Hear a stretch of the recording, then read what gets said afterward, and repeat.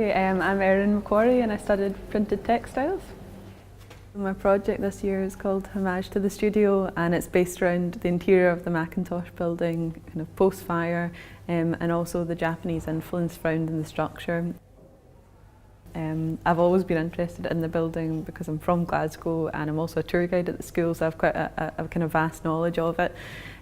So I was really kind of influenced by site visits and archive research through GSA Archives and Collections and Glasgow Museums as well. So I was granted site access to the structure throughout the restoration, in my time doing that I was taking photographs of the building, and as a printer I was really looking for interesting textural marks that occurred because of the fire. So you can see the burnt wood in this structure, familiar interiors that are kind of now quite different. And these images really kind of influenced my use of the screen work that I was doing as a printer, but also the materials that I was using. So I used a combination of synthetic materials and also natural fibres. So all the woods and the stone, these all occur in my final collection.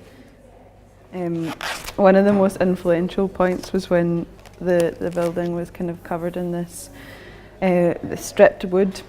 And this is part of the plastering process. It's now all covered, but for me capturing it in that moment really kind of led me to a new use of wood within the project. And it was really quite an exciting moment for me. I saw imagery in a restoration lecture that had been taken of the plaster casts. So these were x-rays to work out how the casts were composed so that they could restore them effectively. And I just thought the imagery was really beautiful and thought it would be really nice to translate that into a fabric.